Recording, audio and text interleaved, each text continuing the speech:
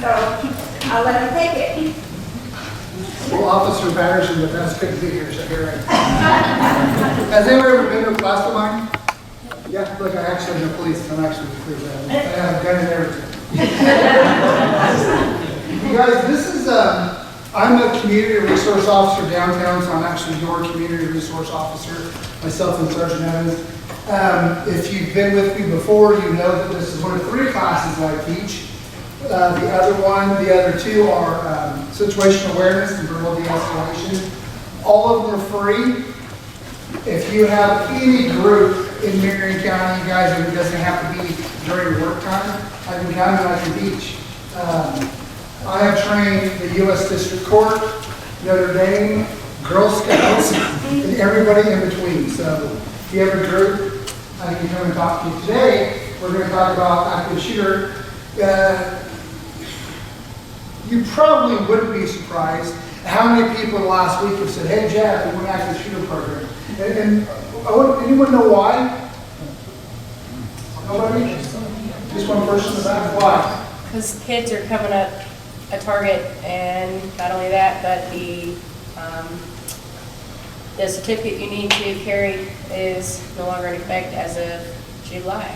What was the last thing you said? The certificate to carry your gun is in effect as of July. Constitutional carry Yes. starting in July. So there's a lot of active shooter situations. That too. Yeah. We're still you're maybe believing what answer. Yeah. You guys, we're going to talk about some things, and it's not my goal to sway either way, but if I give a thought or statistic this way, I'm going to give you one this way too. Okay, just so you know, everything, the beautiful thing is, we have, this early in 2022, we have 2021 statistics. And if you're a statistician, you know that is not common to get statistics that early. So this is the most updated, it's updated as recently as last week. So we're going to give you some ideas, some tips, and things to think about. If you have questions, shoot up your hand and we'll address those too. Our objectives, obviously, we're going to expect from you. Signs to look for, and obviously tips to survive the event. Now, here's some context for you, okay? In 2019, there were 40,000 gun-related deaths. Okay, 40,000. Out of those 40,000, over half were suicides. 14,000 of them were homicides. What's a homicide? Anybody know? Killing somebody that is not yourself. Yes, killing someone that's not yourself. Are these all bad and illegal? No. No, they're not. What if I'm in my bed and I wake up to someone coming at me with a club and I shoot him and I kill him? Is that a homicide? Nope. Is it a homicide? Yes. Is it a justifiable homicide? Yes. Interesting how a lot of people don't know that, but the media uses it all the time. Right? So 14,000 of these gun deaths were homicides. 35%. 500 of them were legal interventions by the police or military or something like that. Okay? With me? 1,500 of them were unintentional, probably an accidental discharge. Somebody playing with a gun, or somebody not playing with a gun but doesn't know how to use a gun. If I put a loaded gun right here and nobody touches it, guess what? Nothing happens to it. If you start your car and leave it unattended, but no one messes with the car, guess what? Nothing happens. How many car-related deaths you think there are? Nobody has issues with those. Guess what? In 2019, how many deaths or how many casualties do you think there were from active shooters? Millions, thousands, right? No, about 250. Now, a casualty, what's a casualty? It's just someone being injured, killed or injured. So you can be a casualty and not be dead. How many of you knew that? If you didn't know that, why do you think people push the word casualty when they know people don't know the difference? And when we find out, you guys, in 2019, there were only 61 active shooter events with 250 casualties. Why such the big? Why does everybody want active shooter now? Why don't you want car safety? Does the media push car safety? Does the media push drunk driving? What do they push? This. Something to think about. I don't understand, I know this is a statistic, I don't know what it means. 300% have died of undetermined intent. Probably they found people who had been shot, but why, we don't know. That's the only thing I can come up with. Say again? Yeah, perhaps cold case. So, statistics, 27% of attackers exhibited internet and interest in violent movies. 37% had some violence in their own writings. Now, you know, I looked around the room, and this is a pretty good class. This is a pretty big group. Now, if you all work together all of the time, probably the only writings you read from each other are memos, text messages, emails, and things like that. Probably the average person in here, I don't send you a memo that pours out my feelings and you really get to know me. Probably. So, where do you think this statistic comes from? Schools. Schools. Did you know the average person, you have a 1 in 110,000 chance of being a victim of an active shooter? 1 in 110,000. And as a student, the odds are even better. The odds were not as great. But still, if I read an essay that you wrote, my wife is assistant principal at a middle school. She had a kid draw a stick figure picture in 2022. You can't, it's amazing how many parents say, well, they were just joking. Well, you know, you can't blame the kid when their everything that they know was developed by people who don't understand either. How do we change that? Education, yeah, I don't know. We're not going to. We can hope. 63% of attackers have no history of weapons use. Anybody, any hunters in here? All these questions are rhetorical, of course. Anybody own a handgun? If so, you have a history of weapons use. Keep that in the back of your mind because it's going to come into play when we talk about one of our Virginia Tech shootings. 93% of attackers engage in some behavior prior to. Well, how do you know? How do you know that these attackers, did someone tell on them? No. But what happened was, you have an active shooter situation, and now the situation is over, and people go back and they say, you know what? I'm not surprised. They did say something, right? They did write something. Well, why didn't you report it? In my situational awareness class, I really talk about anomalies. What stands out? This person is leaving the room. Should we plan it? That's an anomaly. That's something outside the norm, right? Question is now, do I need to report that problem? Or maybe I don't. But you understand, so many things we hear, we get callous to so many things, we hear things, we say things, we go, There's a phenomenon, they figured this out in New York.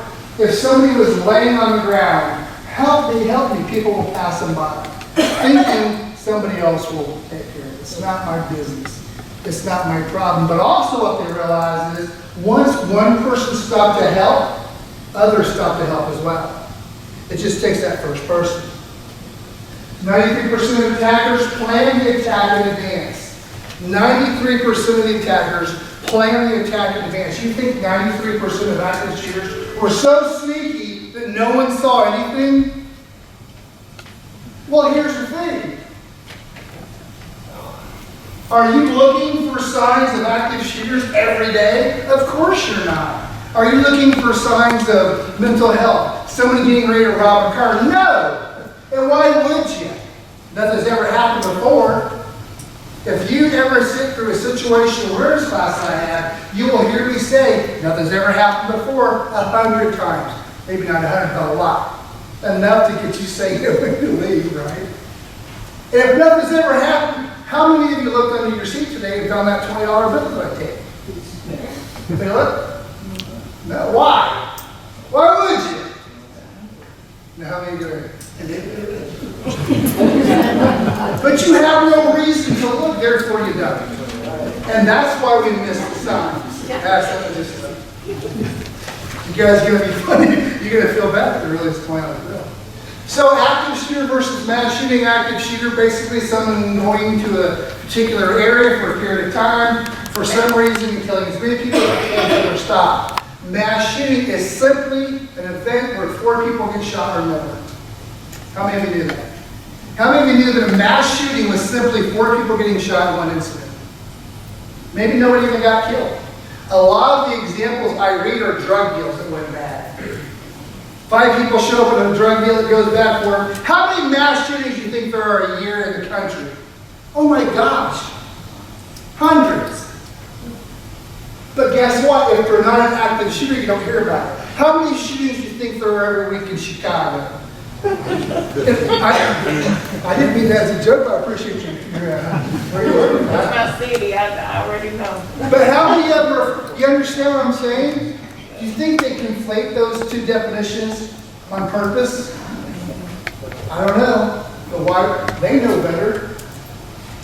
The big impact, remember I think there are 4. The first one isn't really an active shooter event, but you'll understand why I think it's a big event. 1997, the more I teach this class, the more I look around at my client and I think, wow, nobody's even alive anymore. A lot of people. By the way, who's the youngest person in here?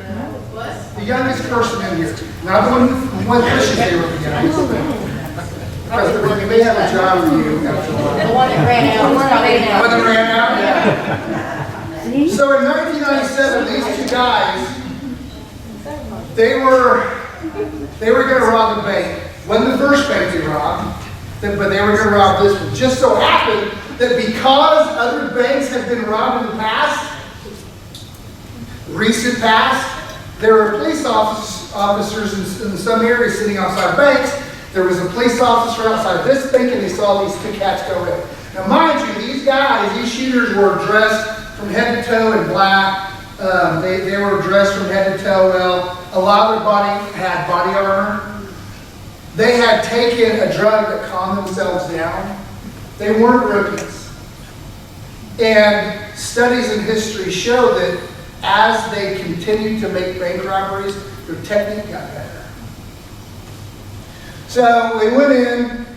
A big problem was with this was the take wasn't as big as they thought it was going to be, which is irrelevant, but just part of the story. So they came out almost immediately. Well, immediately they were faced with police. Now the police figured it would be a barricaded subject, a barricaded incident. What's that? It's when we go back inside, and we lock the doors, and we just give them our demands. I want a helicopter, right? I want a helmet full of cottage cheese. You guys ever see your heads? Naked pictures of B. Arthur. They wanted to establish crazy. Yeah. So in 44 minutes, about 2,000 rounds between the police and the bad guys were fired. 2,000 rounds. How many is that? Do you have a concept of a handgun that has 15 rounds, 15 bullets? That's your standard handgun. You have to fire that, boom, boom, boom, boom, reload, fire to get empty, reload 133 times to equal how many bullets. And this did not end up being a barricaded subject. They were going to try and get away.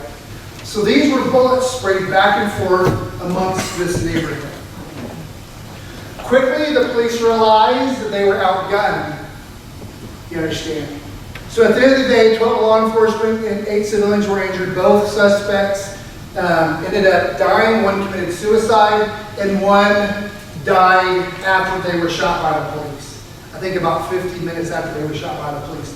Lesson learned, remember this is 1997. In Los Angeles, in most police departments, they carried 9mm. This is a Ruger 9mm. We now carry Glock 9mm. Smith & Wesson, we downsized from 40s to 9s.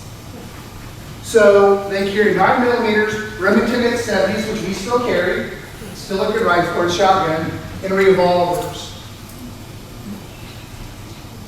I don't know anybody who carries a revolver as a primary weapon anymore. I'm not saying they're not out there, but why don't we carry this as a primary weapon or even a backup weapon now? Oh my gosh, incredibly hard to reload. Even in the best conditions with a speed limit, it's incredibly hard to relive. Even when we got 5 rounds, you understand? I have one of these next to my bed in my 80-pound Doberman Pinscher. And my wife's 10-pound Shih Tzu. Which is a good one. Who will bark? Well, bark if someone comes to the door. Hey, that's not a very good watchdog. Oh, yeah, there it is. Not a very good guard dog, but a heck of a watchdog. You know what I mean? In my Doberman. So it's a Doberman, right? I'm a guy. Yeah. Thank you. Thank you for that support. Obviously, her name is Misha, after Misha Tate. Anybody know Misha Tate? Thank you. Yes. Misha Tate, 135-pound women's champion. You guys. Anyway, I digress. So my dog's named Misha. I think, hey, we'll take her back to First Friends where we get our dogs trained for some she had obedience training, so let's get her guard dog trained. But I said, nah, Jeff, no. Her temperament's wrong. Which is code to say she's a big baby. Right? Oh, she'll bark the heck out of a leaf blowing across, right? So we had 9mm, Remington 870s, and 38s. They had weapons like this. More than just this. And for the rest of this presentation, although we will call this or weapons like this an assault rifle. So we're all on the same page. M16s, AR-15s. This is weapons like this we call assault rifles, and we're going to talk more about those. So who remembers what the police did to combat this?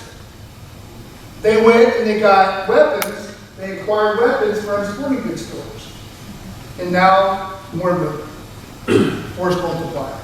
So then it was an even fight. Number 2, Virginia Tech. The interesting story about Virginia Tech in 2007 is the police got a call of 2 people dead, 1 man and 1 woman, around 7 in the morning. Well, the girl that was found dead, her boyfriend would drop her off at Virginia Tech. They would spend the night together, whatever, right? High school, college students. He would drop her off so she could go to class. Well, her and the male RA were dead, gunshot wounds. Police get there, realize that this kid, the boyfriend, he was a hunter. So what did he have? History of weapons use. He was a hunter, that was it. He had just dropped her off. Now girlfriend and boy are dead. So they're thinking domestic. And why wouldn't they be thinking that, right? Shooting's over. We're working this domestic. We're working this homicide. Well, we all know now that that wasn't the target at all. But it was a pretty reasonable thought that it was the target. So what happened was the shooter, he shot, left, did some things, came back, and he shot some more. This is one incident where the shooter shot up this room, came back to this room and shot it up again. 32, according to History Channel, 32 killed, 29 wounded. This guy was diagnosed with severe anxiety disorder. I challenge you to look that up. We're going to find out, listen to this, are you ready for this? Are you sitting down? We're going to find out that according to studies and statistics, there's no huge connection between active shooting and diagnosed mental health. I mean, like, what? Yeah. Well, we're going to talk about that. What do we learn? Officers at the time lacked basic breaching tools. What's a breaching tool? Well, it's if I have a door that's locked up, chained up, like this guy did, I didn't have bolt cutters. That's a breaching tool. C4, Tier 1 or Tier 2, Navy SEALs, that can be a breaching tool. Shotguns shooting out door jams can be a breaching tool. Officers didn't have those things. Now, if you look at a younger, not so much me, I'm vintage. But if you look at a younger district car, not SWAT, you should see their cars. Oh my goodness. Long guns, rifles, bolo wraps, everything, and they're all legal. Nothing is against policy these days that they have, but the officers are more prepared to understand. Anyone know what a bolo wrap is? Balls on the rope that wrap around. Yeah, so you deploy it, you Shoot it. at somebody, and it flies out, and when it hits the person, it wraps around them and the person can't move. Now, if they're a break dancer, but it takes a second, you know? And I'm gonna tell you something, if I were to have a video, you'd think it's magic, because you're looking at the person, and next thing you know, that bullet wraps around them. And we've seen, it doesn't hurt. Our department has a few of them, but it's an option. It's a less lethal option. So number 3, Las Vegas. Las Vegas took the place of the Pulse nightclub. For this reason, the Pulse nightclub at the time, it had the highest casualty rate in one incident in the country. And if you remember, it wasn't that long ago, you guys, the music was playing and people were still talking on the phone, they were still dancing while the shooting was going on. Well, if they heard shooting, why did they bolt immediately? Because that's not how it happens. That's not how it works. We'll come back to that. 2017, they were having a concert. Shootings going on, shootings happening, and the musician is still playing Old Dean. People are still enjoying the concert and the shooting's going on. Why? There's a thing called normalcy bias. Normalcy bias is the brain wants everything to be normal. It doesn't want to say to itself, oh, something's going on. Have you ever seen in a movie a bomb goes off or something, immediately people scatter? That's wrong, wrong, wrong. It's a way that people make movies better. That's not, where's the youngster again, the youngest person? I think we all said it was you, right? Didn't we say it was you? Well, we have to have some because, listen, bam! If we hear a gunshot or something, the youngest person, you gotta go check it out. Okay? If you don't come back, God's thing is, it takes, I have read different studies, 5, 6, 8, 10 seconds for a person to go, oh my gosh, you guys, something's really happening here. That's a long time. If a bomb goes off, did you hear that? You heard it too. Oh, what is it? Well, it's probably a bomb. No. Young person, go check that out. Because the rest of them ain't going to believe it, you understand? So, Las Vegas, normalcy bias. You heard the shooting and they continued to watch the show. Jason Aldean continued to play until you realized what was going on, then you could see him run.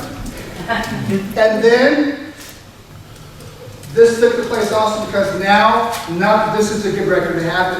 This has the highest casualty rate in one event as we sit today. This guy committed suicide. Again, lessons we learned, normalcy bias. Is there a way that we can fight through normalcy bias? Well, yeah. Expect stuff to happen. I really push this in my situational awareness. See how I'm pipping all my classes here? But one thing, I have the 3 Ps. If you've been through the classes, you've heard. The first one is make peace with the fact something can happen. Now, the fact is, you'll probably never be an active shooter. How many of you are just waiting for me to fall off the stage? Never happened yet. How many of you came in today thinking, you know what, I might get robbed. I might have a flat tire. I might be an active shooter today. Never. Right? But could it happen? It could. 101 in 110,000, but it could. And because things could happen, I make peace with it. This is rhetorical, don't raise your hand, you can if you want to. How many of you ever went for a position, you didn't get it, and somebody else got it, didn't deserve it over you? Now, there are 2 ways we can handle that. We can be mad when it happens, or when we go into that promotional process, we can say, no, this might go back on you. So when it happened, I already dealt with it mentally. I'm not okay with it, I don't like it, but I made peace with it. Once I make peace with it, I can have a plan for it. What's the plan? I don't know. What is the plan for this building in case there's a fire or an active shooter? I don't know. And then once I have a plan, what's my 3rd P? He remembers. Practice the plan. Right? So is there a way that I can prepare for an active shooter? Well, yeah, there is. One, I can say, hey, I wonder if my door locks on my office. Right? I wonder if I can tip my desk over to hide. I can prepare for it. Just by making peace with the fact it can happen. And the last one, Columbine. Columbine is the event that coined the phrase active shooter. You know, I'm going to find these tapes again. I found them by accident after I went into a rabbit hole of active shooter. And these two shooters were talking to each other.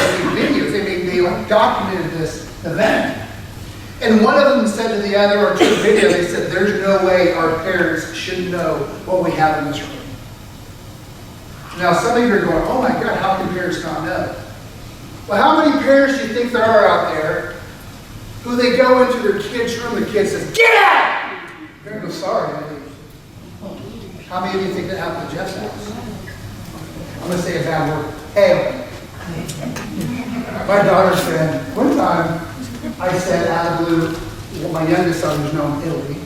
That's where my wife is. Tomorrow's my 25th anniversary, wedding anniversary, and my wife's in Italy. We've got the best into that. I think I'm going to go to World of Beers to get a hamburger. I went to Beach Road last week, though. How did it go on? No, it was a gym. Fun gym. So, ready for the restaurant. What was I saying? You were talking about your daughter. Get out!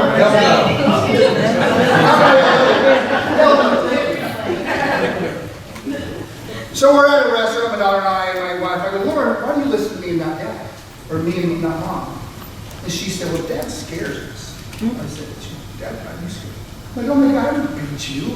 What do I do? What do I do that scares you? And she said, well, and Kelly said, her wife, she said, when Dad says things, he means it. It takes me back to a time, we used to have a purple minivan. My wife was like 25, she drove a purple minivan. And she got it, and she said, make fun of me if you don't want it. She said, I got all these groceries in this minivan, first time searching. And it takes me back to a time, my oldest daughter was probably about 8, and my youngest daughter, who's now 21, she's probably 6. And they're yelling in the back seat. And I said, don't make me pull this again. And I remember I'm coming north on 31 from the Greenwood Mall, and there's food. I don't know why I remember it, but, and they didn't believe me when I pulled the van away. I swear to God, I ran the door. I go, hey! I told you guys to be quiet. Now, why do you make me do that? You know, you learn that skill in my verbal de-escalation class I'm taking right now. But the thing is, you guys, there are parents out there that won't go in their kids' room. You know, I'm not going in there. Or my kids, they won't let me go in there. Unless you charge rent, it ain't your kid's room, it's your room. Do you know that? Yes. That's a law. So if you charge rent, roll the dice. So Columbine, again, you know, this was meant to be an explosive event as well. They had so many what's called secondary devices in the parking lot that were meant to kill responders coming after once the shooting starts, responders come and blow a bomb. Terrorists are notorious for doing that. These weren't They stupid were people. high school kids. Exactly. That's what You guys, I'm telling you, we have to understand the state of mind these people are. And with the links, and we're going to get into this thing called phases of an active shooter, 5 phases. And one of them is the gathering phase. You know, they're going out of their way. What do I need for this? How do I get it? Where do I get it? It's amazing what these people do. So here's some interesting facts and lessons learned. Incidents are spontaneous with no warning if we're not lucky. If I said there's $50 under one of your chairs and you find it, or you go, oh, I didn't expect to be there, what kind of it? But then again, I can tell you it's there, right? You kind of expected it. But if I say I'm going to kick you in the shin and I come up and do it, there was no surprise. Because you expected it. You were looking for it. 56% of shooters commit suicide, depending on who you talk to. But the mass, the huge majority, or at least the majority of shooters commit suicide. Sometimes before the officers get there, sometimes after the officers get there. You know the way I heard this from the second team leader of the SWAT team that lived in Columbine. He told me this. He heard the conversation between the 2 shooters before they committed suicide. It went like this. Okay, we're going to do it on 2. Or we're going to do it on 3. This is a conversation we had. And the other one goes, okay, hang on a second, is it 1, 2, 3 shoot or 1, 2 shoot? That was a calm conversation these two high school students had before they killed themselves. How about that? According to the second team leader, Jordan. So unarmed people, and at 13% of the events, these are people who had what I call a willingness to engage the enemy.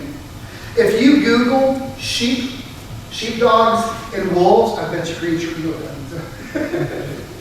This feels like, I think we're kindred here. You guys, the story says the average person is a sheep, which means they are a productive member of society. They're good. The only problem they have is they can't hurt another human being unless it was an accident. And that would be, I'm so sorry, right? Now, why is that a flaw in a person? Well, if you're trying to hurt me and I can't hurt you back, it's a flaw. If you're trying to hurt my family or somebody else and I can't defend you, that's a flaw in a person. The average person's a sheep. Then you have the wolf who prey on the sheep. The bad guy, the sociopaths, the shooters. Then you have the sheepdog, the barbed wire that separate the sheep and the wolves. You know, the warrior class, the military person, the police officer, the 13% of unarmed individuals who decided not to go into the night without a firearm. Problem with being a sheepdog is sheep don't like you. Because the sheepdog reminds the sheep of the wolf. Because they have fangs and claws in the form of guns and pepper spray. Huh? I beat somebody with a can. You beat some death with a can? With a cane. Oh, okay. One of the good class. Guys, the thing is, what? Is it an active shooter situation if the gun is ever discharged? No, Okay. no. Then I guess I haven't been in this situation. Because remember, they have to kill as many people as they can. Once the shooting stops, oftentimes, well, before it starts, it's not. And after it stops, oftentimes it turns into a barricade subject. Forgot what I was saying. Oh! Google sheepdogs and wolves, you'll get a better understanding. So, armed people or police in 4%, less than 4%. So here's my question to you. If only 4% of active shooters are stopped by police or people with a firearm, then why the push for firearms in the workplace? Or could it be that only 4% are in it because no one allows guns in the workplace? And here's the deal, I'm not trying to sway you either way, but I'm telling you that's a valid thought. I had a lady recently, she has a CPA company, and they had an incident, and their policy, like many people, is no guns in the workplace, whether you have a permit or not, which, and again, it's not going to matter soon anyway. And so she was thinking, you know, she's not thinking, what's the best thing to do? She's thinking, what's the best thing to do to make my people safe? And they don't always go hand in hand, you know. Hey, lock your doors and put a metal detector out. That's a good thing to say, a good thing to do, but some people are triggered by that. So she's thinking, maybe I need to change my policy about letting people carry guns. And I'm like, well, if you let people carry guns, you for sure change your policy. Now, you know, there are schools in Florida that allow it. There are businesses that people say, Jeff, what do you think about it? I'm like, that's a can of worms. You know? This is rhetorical, I guess, but how many of you heard the phrase, more guns don't solve the problem? I mean, I get it. I get where they're coming from. But I know that if you have a gun and I have a gun and you're trying to kill me, the odds really sway in my favor, at least make it 50-50, huh? If you have one and I don't, they're going to shoot me. But then again, you know, people go, oh my God, there's no way you should have a gun. Or people that have a gun and I can shoot, but I will never actually use it because they don't have that willingness to engage. So I don't know. It's a tough, tricky situation. Okay, this is kind of easy. Statistically speaking, where do you think is the most common place for shooters? Schools. Why do you think that? Who told you that? News. That's not even close. It's commerce. It's commerce. By the mall, where things are sold and bought. And that makes sense, huh? Soft target. Yes, ma'am. Is this federal or state? Say again? Federal or state information? I can't hear you. Federal, state, what? I think she wants to know if it's over the country that we're talking about. Oh, yeah, country. This is FBI statistic. FBI statistic. And this is, and look, as recently as 2021. And commerce has been the main thing for a long time. Active shooters have gone up about 10% in the last year, but still the areas are the same. You know, I used to teach for Homeland Security. And you know why a terrorist cell would rather attack a junior high as opposed to a high school? What's a high school have that a junior high doesn't have?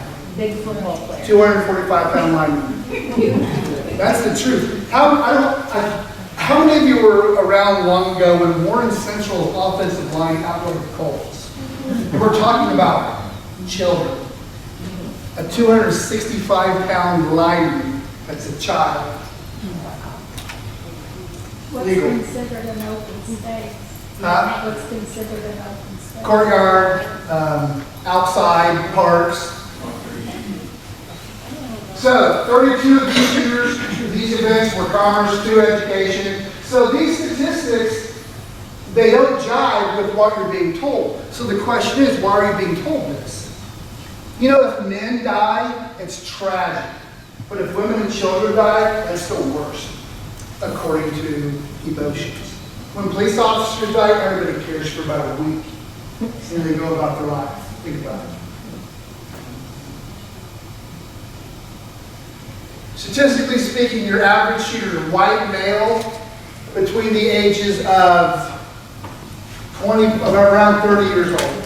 Doesn't mean they're going to be those. 12 is the youngest and 67 is the oldest. But these are just some stats I threw in here, 30 were arrested. One of these shooters are still out there. According to like last week, you guys. They're still out there. One of them died in a car crash, 11 committed suicide. That's about right. 61 shooters, 61 events, 61 shooters. Statistically speaking, you only have one shooter. Listen to this. Shooters don't shoot up and they don't shoot down, statistically speaking. So if you just get down on the ground and lock the door, your odds go up of survival. Shooters, statistically speaking, don't shoot from outside the building, inside the building. How about that? Like trivia. Again, white males between the ages of 25 and 34. Now this is an easy one. What weapon is used? Not even close. Assault rifle, handgun by far. By far. Well, if that's the case, which it is, why is everyone pushing for the assault rifle? Because of two things. One, it's easier to sell, right? And if you start reading or academics and studies, people are afraid of large, black, metal guns. A little handgun isn't that. It isn't that. So again, you think the people who are pushing this know? Yes. So why are they giving you the information that's just not accurate? Or at least trying to sway you into thinking something. I don't know. But it's something to take into consideration. Here's some signs, antisocial behavior. Now this isn't just a normal person with normal antisocial behaviors. These are elevated levels of these things. You understand me? Like, really, nobody ought to. Really, everybody's out to get me. Really, I should have got that promotion even though I've been late every day here. You understand what I'm saying? Vindictiveness, victim mentality, persistent anger. Maybe their jobs come by placement agencies because they can't hold jobs. Why? Well, because they struggle with all these things. Violent thoughts, poor coping skills, difficulty with unhealthy habits. Why unhealthy habits? Ma'am. I have a question. And I hope my question doesn't offend anyone in here. But if the statistics show that it's mostly white men between the ages of 25 and 34 that will have a gun, carry a gun, use a gun to do things, why is other communities so heavily policed if it's really the Caucasian man that is more likely to have a gun and to use a gun? Because what you, and I hope, In your opinion. because what you said is 100% incorrect. Okay, It's the white man, that statistic I gave you, who is most likely to be an active shooter, okay, not to use a gun. okay, So the neighborhoods that are patrolled most are the neighborhoods who have the highest level of violence. okay. Does that make sense? Yes, but if you have an active shooter, you're shooting more than one person at one time. And Okay. so, and during the active shooting, this is planned. Most of them, 93%. Okay, and so if someone is shooting more than one person at one time in one community versus someone shooting just one person at one time in one community, it just seems like it'll be more people that gets killed in the other community with an active shooter in it versus the shooter that's only killing one person, which doesn't make either one of them right. Right. But it's just like, couldn't more be done to prevent that active shooting from happening? Possibly, you know, I don't know, metal detectors, things of that nature. There's a couple questions in there. Could a metal detector stop your an active opinion. shooter? Yes, it could. Okay. But we have to remember this, in a moment, go flip the board, that's all I got with my speech. We have to remember this, though. In Indianapolis, how many murders are we at so far? A lot. How many homicides? 600? And remember, last year, all year, how many casualties were there from active shooters? 250. Out of 330 million people, only 250 were casualties, 61 events. So I see what you're saying, but you're conflating numbers that don't really go together. Okay. Does that make sense? Well, maybe We I have- just misread the slides, but I thought you said that between 25 and 34 are individuals who own a gun or mostly have a gun. No, that's your active shooter. That's Okay, statistic- active yeah, shooters, okay. That's your active shooter, yes. But it's still important, so I would just figure that instead of promoting everyone to go get a gun, it would be more, it would save more lives if we just, because I went to Chicago public schools and we had metal detectors and things of that nature, and I felt so safe in that school system. And so instead of promoting more guns, I feel like we should promote more metal detectors, more things to prevent someone to come in to shoot up a place. Who agrees with that other than me? If that makes sense. I agree with it as well. Let me tell you a quick story. After that Noblesville shooting a few years back, you guys remember that little girl got shot? Who was totally fine now. She's freaking awesome, this girl. After that, a couple things. I was at the dance club at Perry Meridian High School, which meant we had meetings with the principal and people every month. I reached out, listen to me, I reached out emails to every superintendent in Indianapolis of all the township schools, saying this is who I am, this is what I want to offer you for free, here's the course description. None of them got back with me. Free training by the police, they are so motivated, none of them got with me. In the meeting at Perry Meridian High School with the principal, who I love, I said, you know, what about metal detectors? Well, we don't want this place to look like a prison. Listen, if I have a holster, I have one of two things. I have speed, I can get it out quick, or I have safety. You can't have both. A safe holster is a holster that I have to go through a bunch of things to get it out. So what do I sacrifice for a safe holster? Speed. Speed, bam, I get it out, but it doesn't take a lot. You can't have it both ways. And people do. I just think we're not there yet here anyway. That people, and this is totally, I don't know. But clearly there are things that can be done that people aren't doing. Yeah. How many of you, at one time, IPS had hundreds of wands? But they won't use them because there's no policy. They don't want to discriminate against races. They have them there, but because they're afraid of discrimination, they won't use them. What's more important, you know? And I don't know, but it's something to think about. Yes, sir. We were talking about active shooters. That's not the same thing as a mass shooting, right? Or are you talking about active shooters in a situation that could become a mass shooting? We're specifically talking about active shooters. Can an active shooter be a mass shooting? Sure, if 4 or more people are shot. Right. But not all mass shootings are active shooters. Okay, so just piggybacking on Yeah. the question. So her question was about active shooters. Your slide was specifically about the statistic about white males from 25 to 34, Right. whatever it was that about active shooters?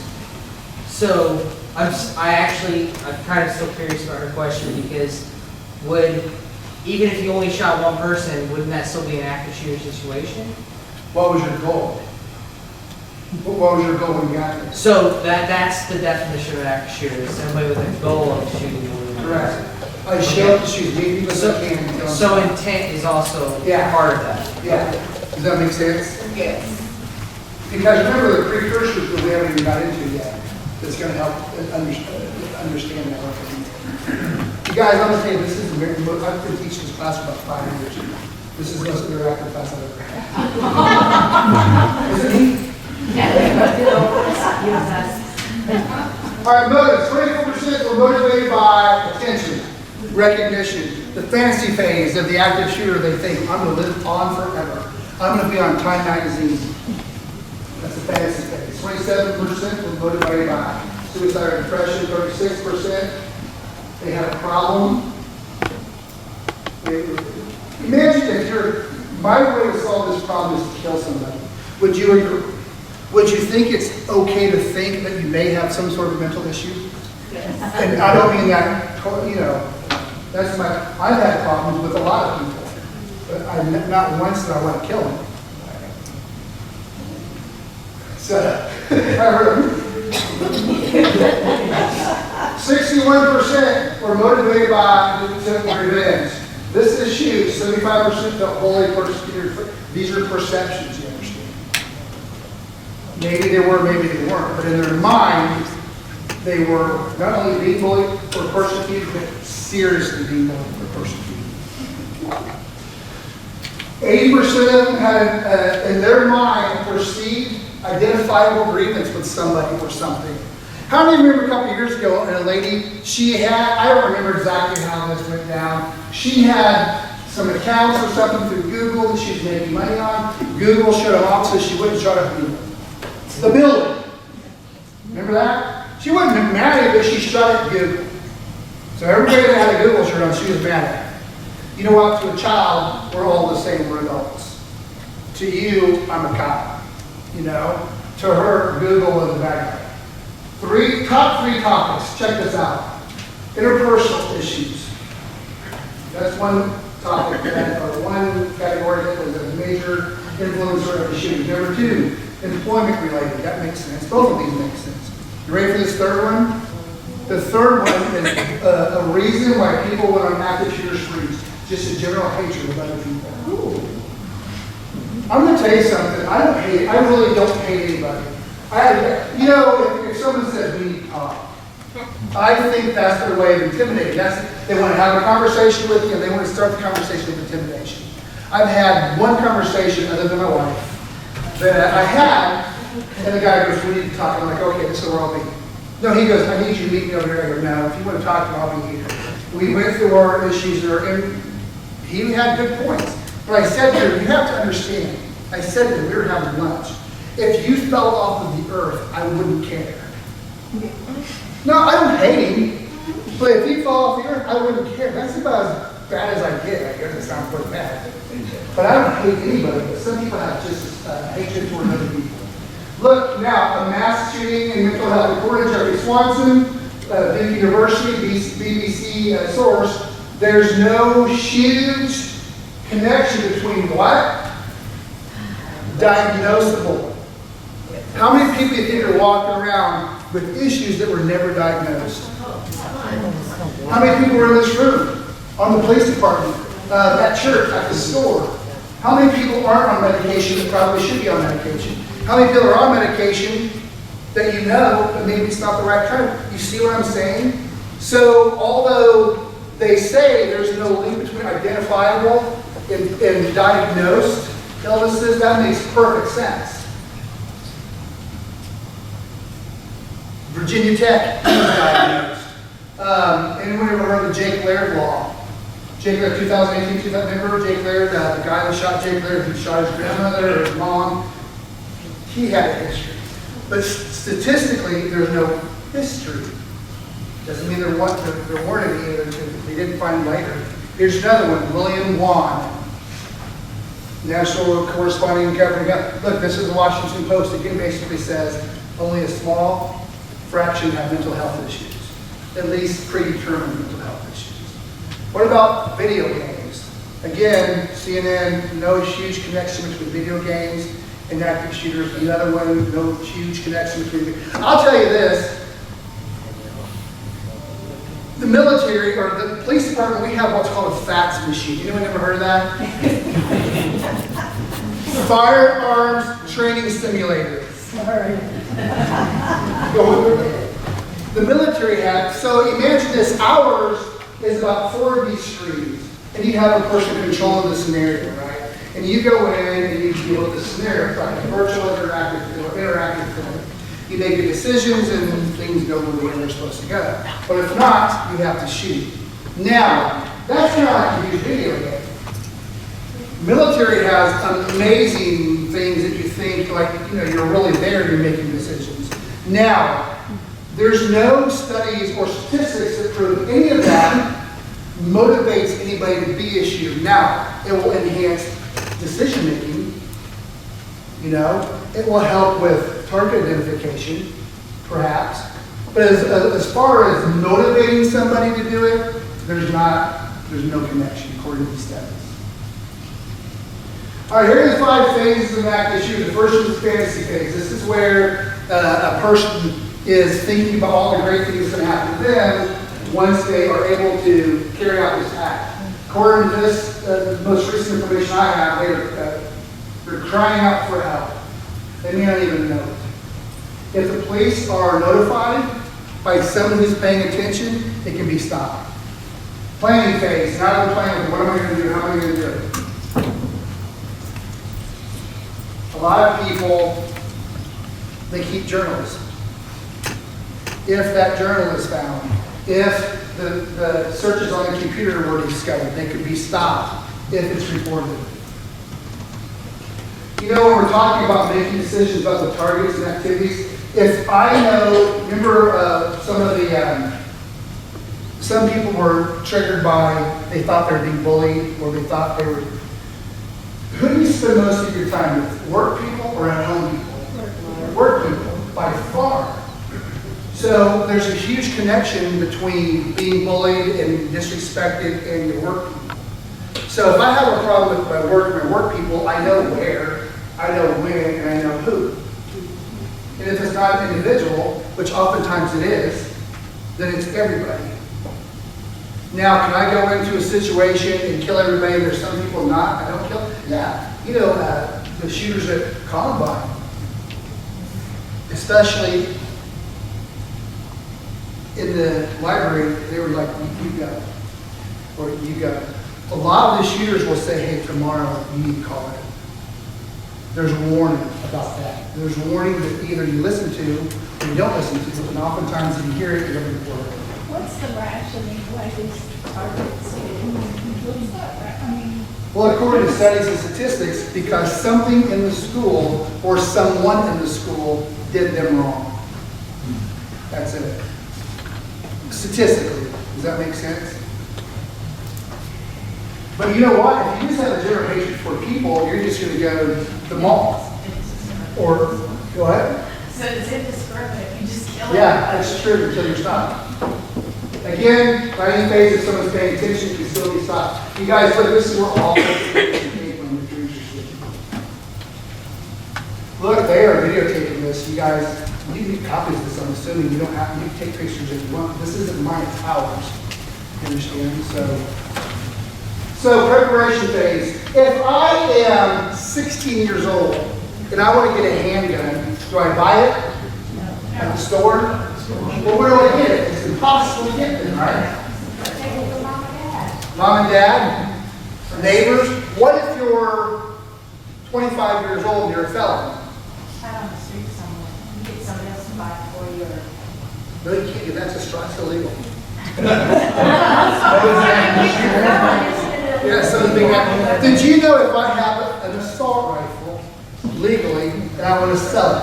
So I go to a gun show and I put my flag in the top of it to say it's for sale, So, and I'm be walking into the facility, and you come,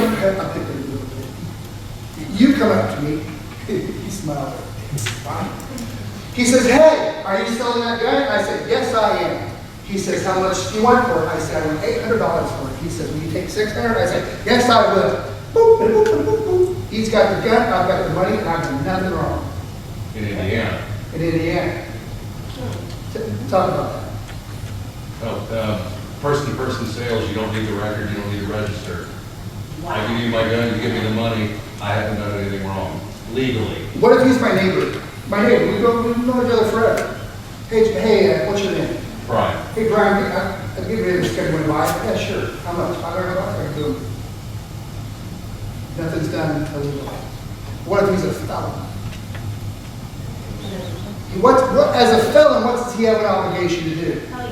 yes. No, not to tell me not to buy a gun. That's right, yeah. But No, what I'm saying is, you guys, that's how, I don't have any responsibility to be a felon. As a felon, he has a responsibility to make sure he doesn't do anything bad.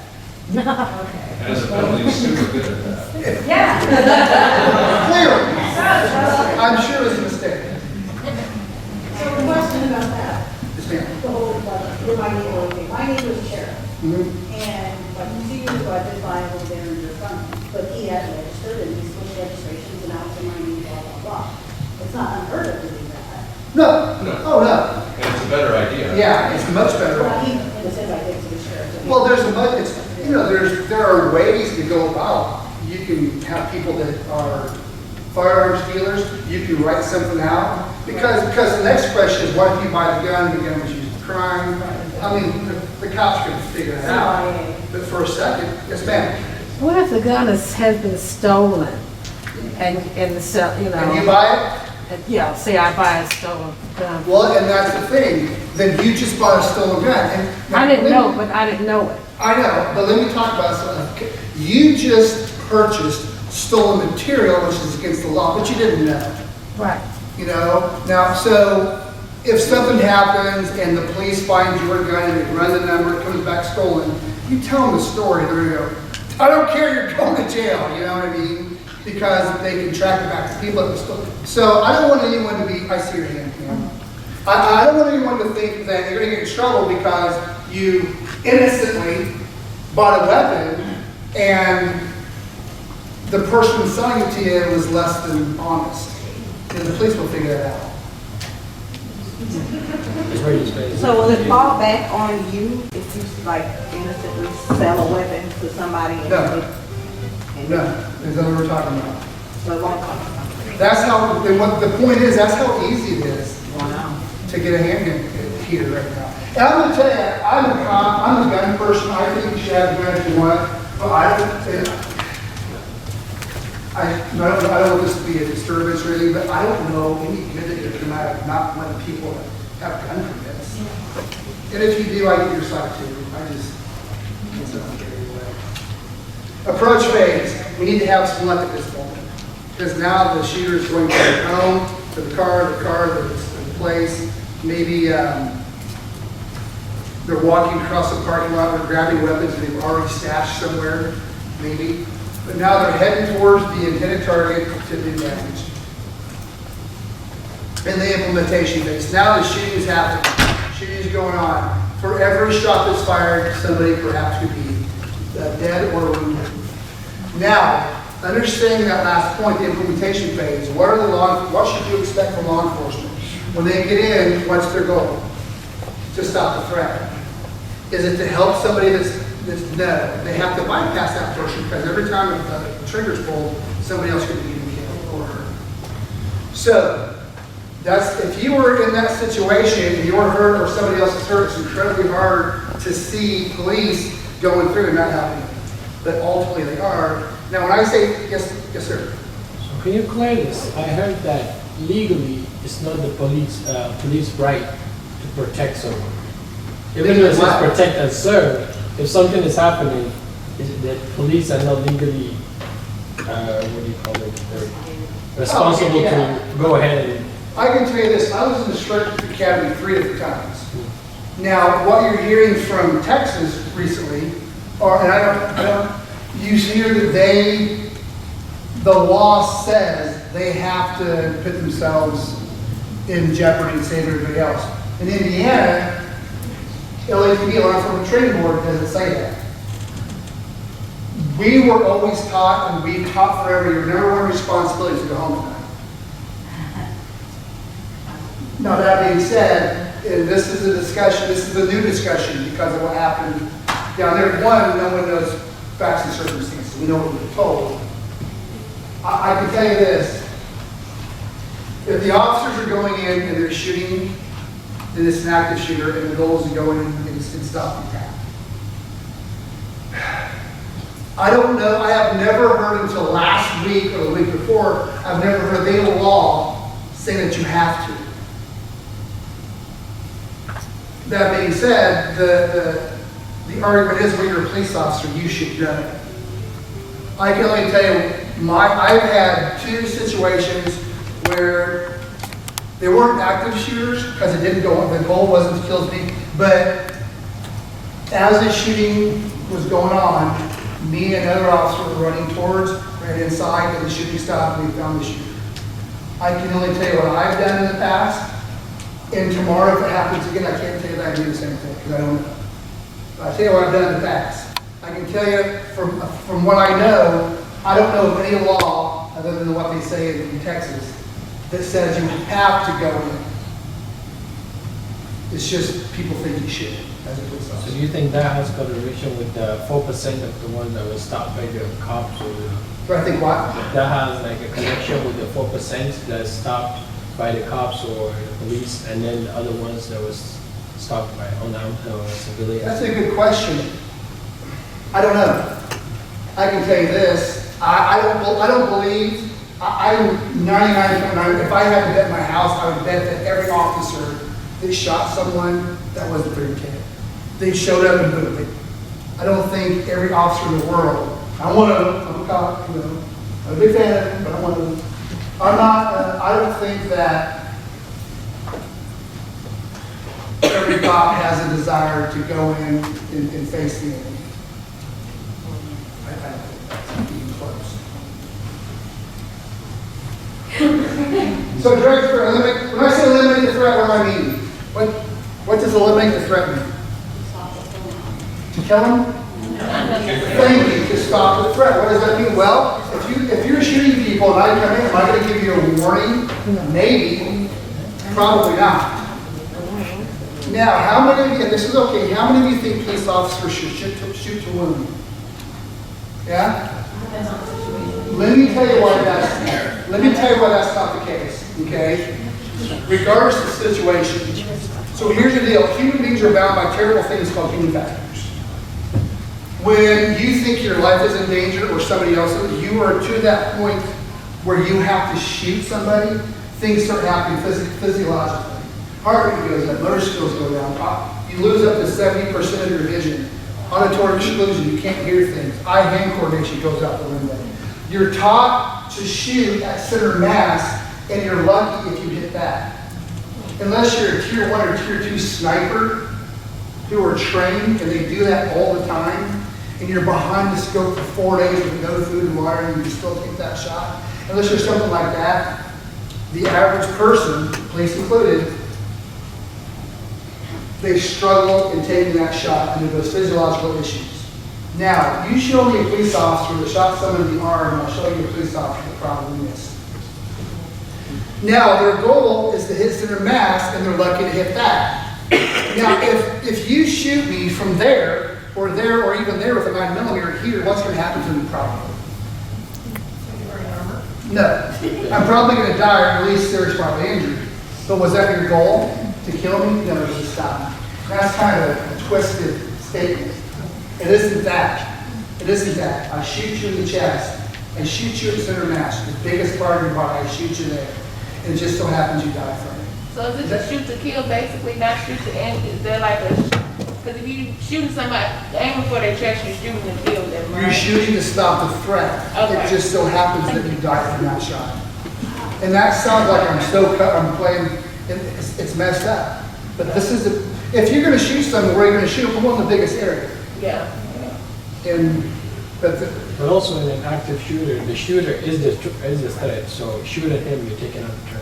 If you kill him, okay, you already killed others. I wouldn't say it quite that. And believe it or not, and this gets back maybe to my verbal de-escalation class. I haven't lived a life in someone's shoes. I don't know why they're doing what they're doing. That person has a family that loves them. I don't want to kill anyone. And my thought is, guys, that's not my thought. But I get it. My job is to stop this threat. And he died. I have to live with that. I didn't want to kill him. I wanted to stop the threat. But he died. Or she died. And I get what you're saying. I just don't have that chip. I'm more passionate, I have more compassion on this. Sorry, did you have a question? You have a non-verbal clue going, what? You don't buy that, huh? All right, you guys, when you're running towards police officers or they're running towards you, listen to them. Do what they say. Don't have anything in your hand. Don't try to tell them where the shooter is if they're the initial officers on the scene. They know where he is because guess what? They're shooting. If they're not shooting, it isn't an active shooter anymore. If they're going through here, now they stop. Now it becomes a search instead of a direct threat issue. Surviving the attack. Here's some things to think about. Have a trigger. Have something that's greater than yourselves to live for.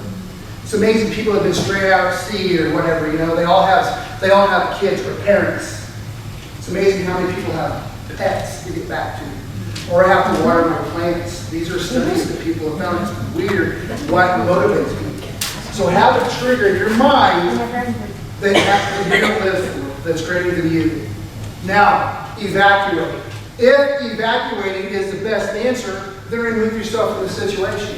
If I'm in a room and the shooting's like this, boom, boom, boom, boom, boom, boom, and now it's that way, you think it's okay if I go that way? Yeah. Because the shooting, do I have to go? No. Can I? Yeah. Listen, unless you have an escape route, don't just run. Have an area where you're going to run to. There's a Navy SEAL named Marcus Luttrell. Marcus Luttrell was shot at really poor. He was the lone survivor. That's Marcus Luttrell. Marcus tells the story. He was shot up really bad on the mountain, right? It was just him. He would do this. His goal was to get to here. And once he got to there, he would reach his arm out, and he would get, that was his goal. Little baby, your 3-foot world, right? That was his goal. Here, have small goal. I'm gonna get to there. Boom. Okay, now I'm here. Now I'm gonna get to there. You understand? Have a plan before you run somewhere. Leave your belongings behind. Try to get people to go with you, but maybe a second. Do you have an obligation to take them with you? No. Do you have an obligation to stay if they stay safe? If they stay safe? No. If you're going to hiding is cool too. There's a difference between cover and concealment. Look, right there, you can't see me. Okay? This is concealment. But if I get behind something that would stop a bullet from a handgun, a small arms, that's cover. You're not going to find much that's going to stop an automatic weapon bullet around here. That's different. But if we can tip 2, 3, 4, 5 chairs over and get behind a desk or a table or something and lock the door. Listen, if we lock this door, what's the goal of the shooter? Many people as they can until they're stopped. They may, oh, this is locked, so I'm going to go to the next one. The idea isn't, okay, there might be people in here, and just in case there is, I'm going to, no. That's spending too much time at this door. So remember I said shooters don't shoot up and they don't shoot down. Just by locking that door and being on the ground, your odds go up for survival. Just by that. So the difference between cover and concealment.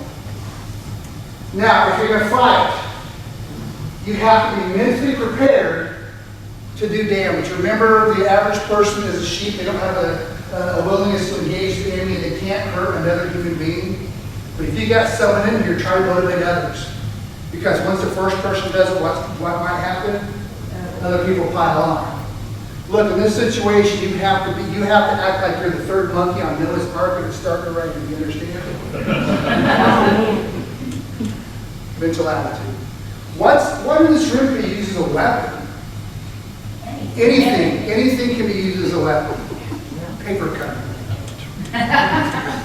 All right, you guys, at the end of the day, here's the deal. Make peace with the fact something can happen. Remember we talked about that. Once you make peace with it, you can start developing a plan, you can practice a plan, even if it's just mental. Right now, when you go back to wherever it is you're going to go, if something happened, what are you going to do? Have you thought about that? I mean, is there a plan? I don't know. But there certainly should be, at least in your mind. Get to a safe place. Safe place normally is outside the building. Do we have places in here that are established as safe rooms? I don't know. If so, I may, in my mind, okay, how do I get to that safe room? Notify the police as soon as possible. That doesn't necessarily mean immediately. No, we have to be safe first. Now listen to the police. Show them your hands. And if you're going to fight, commit to the actions. Now, I want to leave you with this. Here are some barricades. It's really cool if you have metal door frames, and I've seen these at this church that they're super duper active shooter prepared. They really are. And it's a church, they have these on, and the church also has a K through 12 or K through 6 or 5th or something. So on all the doors they have one of these pieces of machinery. So this one mounts to the door and it can roll back so you don't have to use it. But you shut the door, you put it over this metal casing door monitor. If you don't have a metal casing, then this one connects to the door, this screws into the ground, you slide it down, the door doesn't open. Amazon, $35. So maybe, I mean, no one has a lot of money, right? Everyone's strapped for money, but maybe buy one for your office or buy one for your home. So you see what I'm saying? Things are available. That's what I'm getting at. You guys, any questions? Anything else? We had a lot of discussion. I busted through it. We went a little bit over time. This is my information. This is my phone number. I've had this phone number for like 4 years. I've had one person call me. The best way to do it, seriously. Huh? Yeah, I was a wife. Cheer myself. I'm not kidding. So, Jeffrey.Patterson 2. There were 2 of us. Now there's just one. Email me if you're interested. You guys, seriously, small group, church group, anything at all. I can bring this. In my opinion, the situational awareness class is the best class. And then the verbal de-escalation class. You used to teach self-defense, but here's a thought. You go to a self-defense class, an hour class, 2-hour class, whatever. Then you leave, in my mind, you leave with a false sense of security, thinking, oh, I've been to a self-defense class, so I can fight the world. And that's not the case. British SAS says it takes 2,500 reps to make a combative move instinctual. If I give you a simple technique, you have to practice it thousands of times for it to work in a real situation. If I teach you to be aware and avoid the whole thing, right, you don't have to worry about it. And if you can't avoid it, talk your way out of it. If you can't do that, work the problem. Throw a rock on yourself. You guys, listen, you're the best group I've tried today. I want you to know that.